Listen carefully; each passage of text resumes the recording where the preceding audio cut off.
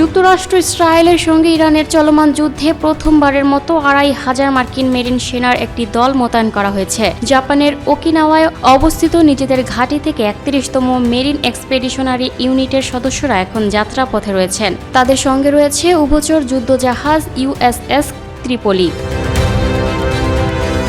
ইরানের সঙ্গে যুদ্ধের ২ সপ্তাহের মাথায় অঞ্চলটিতে সেনা ও উভচর জাহাজ মোতায়েন সংঘাতের তীব্রতা বাড়ারই ইঙ্গিত দিয়েছে বলে জানিয়েছে সংবাদ মাধ্যম এনডিটিভি। প্রতিবেদনে বলা হয়, এই যুদ্ধ জাহাজ থেকেই মেরিন সেনারা সরাসরি রণক্ষেত্রে নামবেন। কোনো সংকট মোকাবিলা কিংবা ইরানের কোনো অঞ্চলের নিয়ন্ত্রণ নেয়ার প্রয়োজনে তাদের ব্যবহার করা হতে পারে। মূলত এই মেরিন সেনারাই হতে যাচ্ছেন ইরান ও যুক্তরাষ্ট্র ইসরায়েলের চলমান যুদ্ধে মোতায়েন হওয়া প্রথম মার্কিন স্থল সেনা।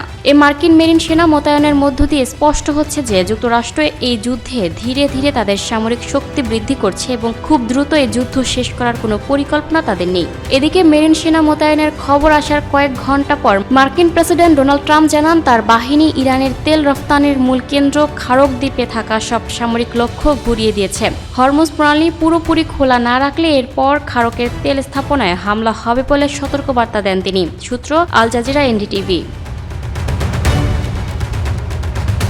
Lucky Akter, up to date news, Dhaka.